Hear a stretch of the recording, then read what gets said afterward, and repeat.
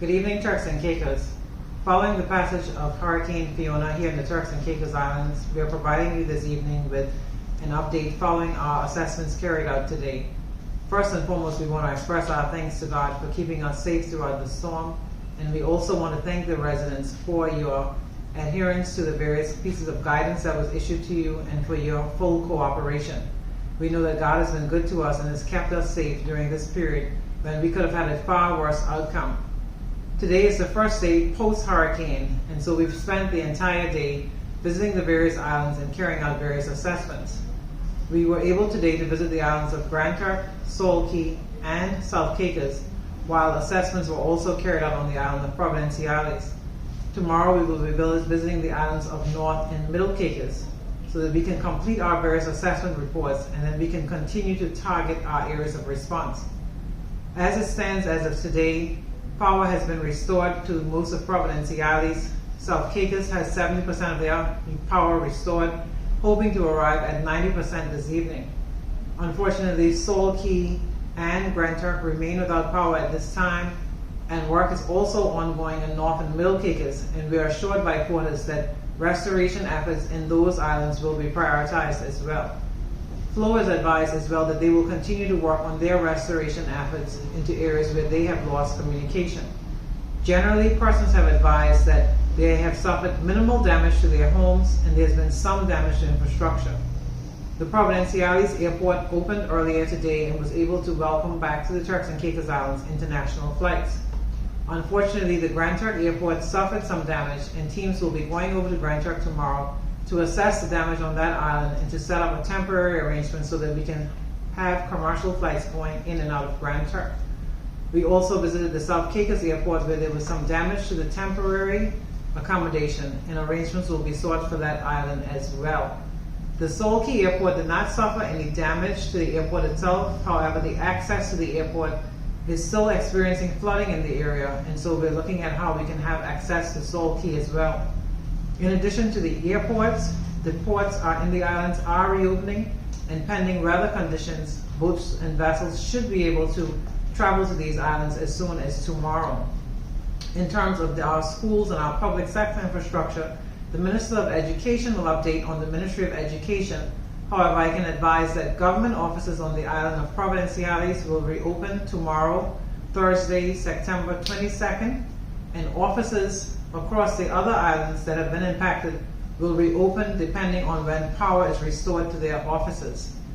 In terms of the infrastructure updates, the Minister of Infrastructure here with us this afternoon has been out throughout the communities today with her teams, and she will provide an update on the infrastructure needs across the Turks and Caicos Islands. Thank you, Acting Governor. Once again, Turks and Caicos, we are immensely grateful to God for the safe passage that we have been able to sustain after Hurricane Fiona. We lost no lives, and so the infrastructure damages that we have acknowledged throughout the islands are not overwhelming and can be restored. And so I want to also thank you for adhering to the various advisories, notices, and recommendations that we have made over the last few days for the preparation of Fiona during her passage and now her departure as we recover these Turks and Caicos Islands.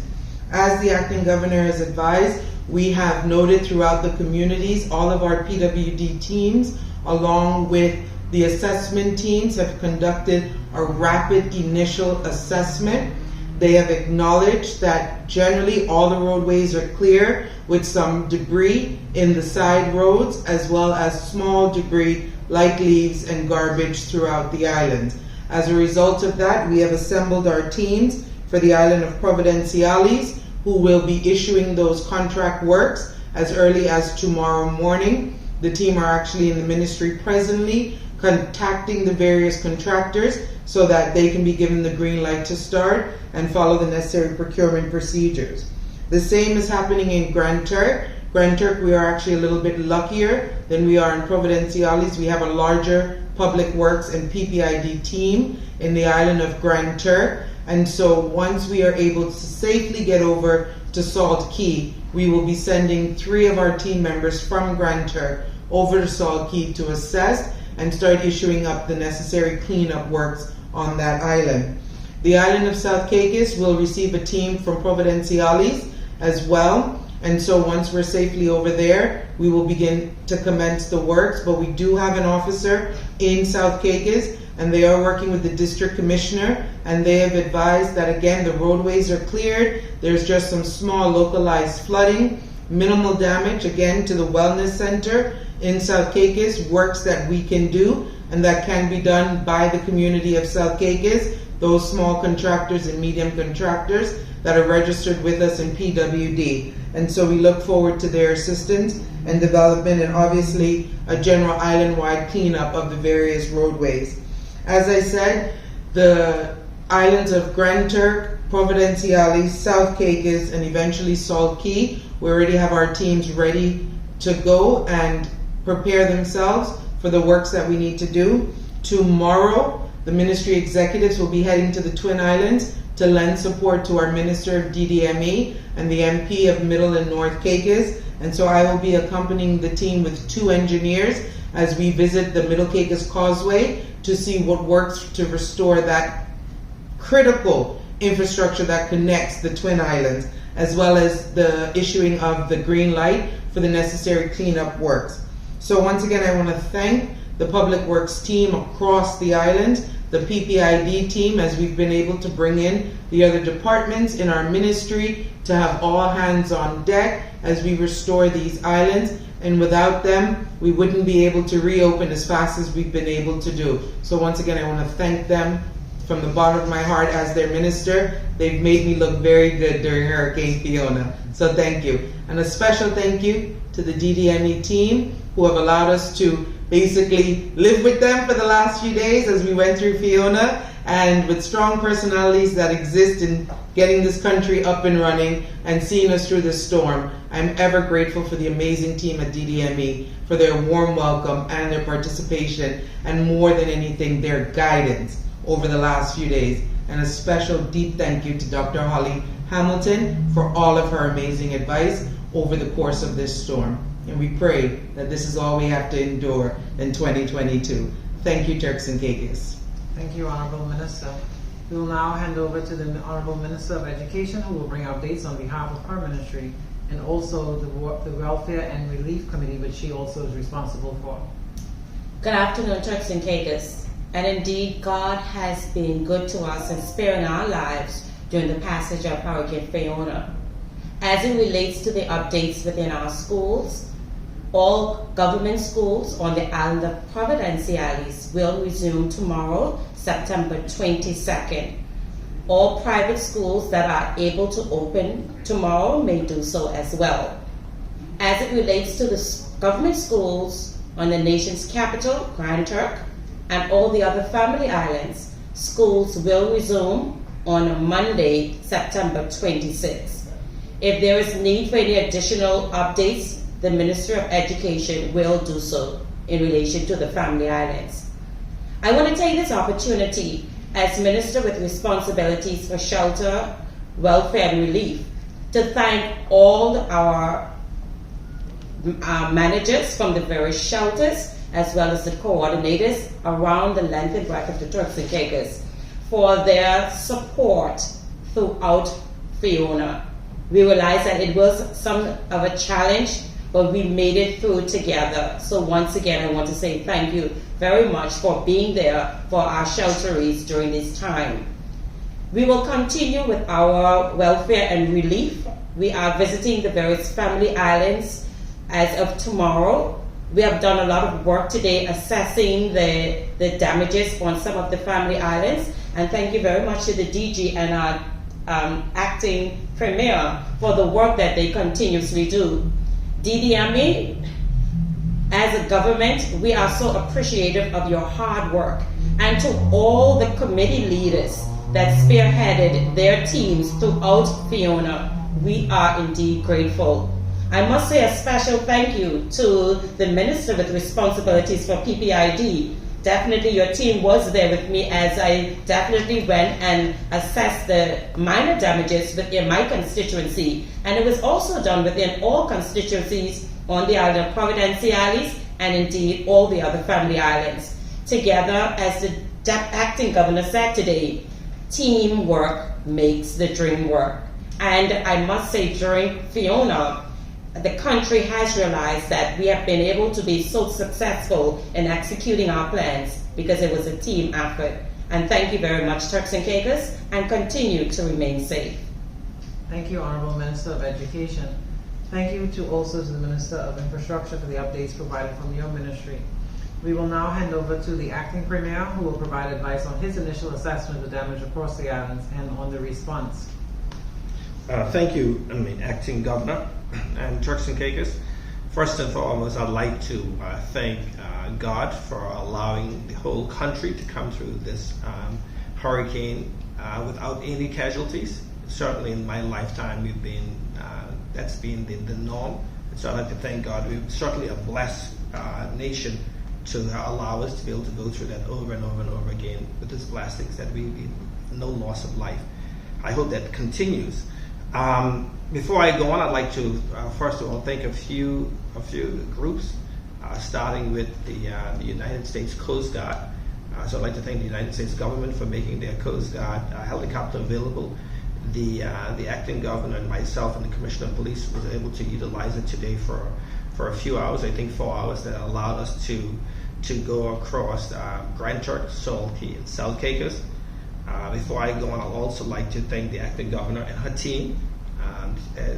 She's done a stellar job on the team and everyone else involved, but certainly she would have been the face of keeping the country up to date, and we certainly would not have gotten through this the way we did without the acting governor's leadership for her and her team. And I'd like to thank the teams of all of my colleagues, PPID, Ministry of Education, Minister of Immigration, which disaster management falls under.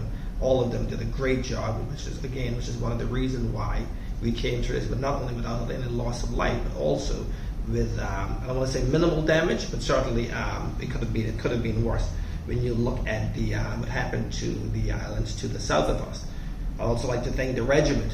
The regiment did a fantastic job. I know of at least one case where the regiment went out during the storm to check on a patient and made sure that that person was able to get to the hospital. And so, also in addition to that, I'd like to thank the DCs across the islands that have district commissioners.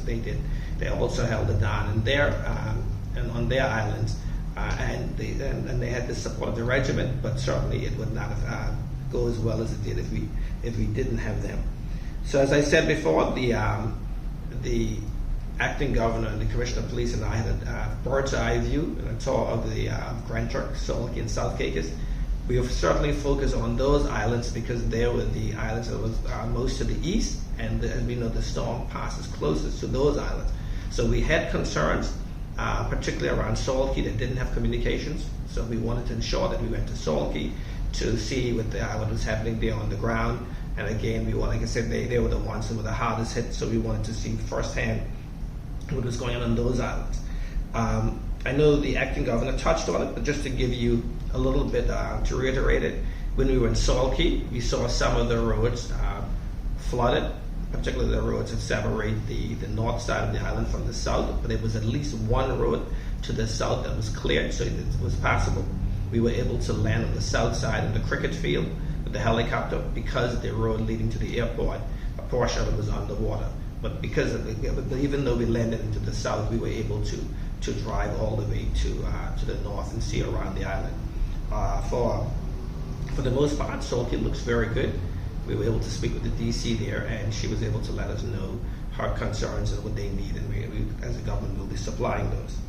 Grand Turk, flying over, we noticed that there were some homes in Grand Turk that had the roof damage. So they might have lost their shingles and the roofing on it. We didn't see any major structural damages where there were any holes in the roof, but certainly that gives us cause for concern because we're still in the active part of the hurricane season. So we'll be paying close attention to that. The Grand Turk Airport took on some water, and that raised some concerns for us. But when we got back, we were able to speak with the airport authority. They're addressing that. We know that they have a plan in place. And so we're happy that that airport should be able to be open sooner rather than later, but the airport in Grand Turk may be closed for a day or two. I'd like to apologize to the people of Grand Turk for that, but we're going to be working as fast as possible to get the Grand Turk airport fully open. In South Caicos, we also saw some roof damage. At least one hotel we saw that had some extensive roof damage. So we'll be speaking to the persons there, and there's also the temporary offices in the airport in South Caicos. Those were damaged by the storm. So we'll be again working with the airport authority to make sure that we can get the South Caicos airport back to normal.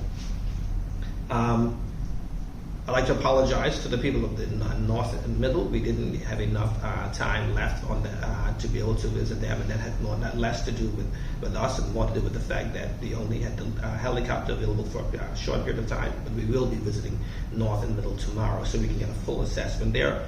But the minister in charge of disaster management, who happened to be the minister for those constituencies, is there on the ground. He's been keeping us updated on how things are there, and we'll certainly get them all of the support and supplies that they need. All in all, as expected, the storm has done some damage to the Turks and Caicos and has displaced some people, or has put some people's shelters in a bit of temporary, certainly damages in terms of the roofing damages we've seen. So in order to, as a government, in order to get the country back to normal, we will be relooking at the supplementary budget that we were going to take to the House of Assembly sometime next week. We're going to be working very closely with all of the departments as they do their full assessment to see what is needed. We will sit down as a cabinet and rework the budget to make sure that funding is available to everyone across the Turks and Caicos, to make sure all departments are available.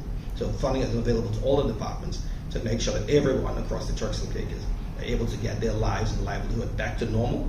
As a government, we're committed to you. They fully support. We're here for the people of the Turks and Caicos, and as Minister of Finance, we're going to make sure that all the necessary funding is available, so all the departments can get their works done. So I want you to know, the Turks and Caicos, that we love you, we fully support you. Your government is working hard on your behalf.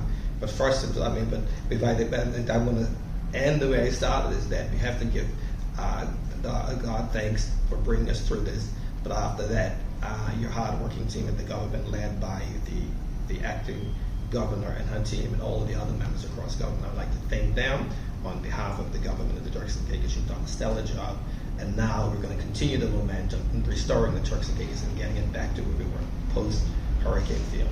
Thank you. Thank you, Turks and Caicos. Thank you for your support, for your encouragement, and for your assistance throughout the past few days. We've been coming to you live over the course of the last few days, bringing you live updates on Hurricane Fiona. We started meeting as a team since last week, Friday, in terms of our preparations. Earlier this afternoon, we held our last National Emergency Operations Committee meeting, and as the acting chair of that committee, I want to thank every person that was a part of that team for the work that they did. Certainly, we would not have been able to accomplish what we did in terms of our preparations without them. We worked together as a team, and so this is a success for the team that we were able to prepare in the manner that which we did. But now we need to turn that same energy to our response. We will now be moving into our various ministries and our response teams to respond to the impacts of Hurricane Irma. The governor and the premier return to the Turks and Caicos Islands tomorrow. They've been fully briefed throughout and have been offering support from overseas. But now when they return, they will be turning their attention to the response as well. We are happy to have the assistance of the U.S. Coast Guard, to also have on island the Royal Navy HMS Medway, which arrived in Grand Turk earlier this morning and today began works in terms of repairs to the prison, the wellness center, and will also assist with the other areas like the airport as necessary. We will be also looking to see what additional support we have coming in from other agencies. And so we want to thank everyone for your support. We want to say to you that we're still in the midst of a hurricane season. Unfortunately, it does not end until December 1st. And so we're asking everyone to stay alert and to be prepared. Thank you, Turks and Caicos. May God bless these beautiful by nature islands.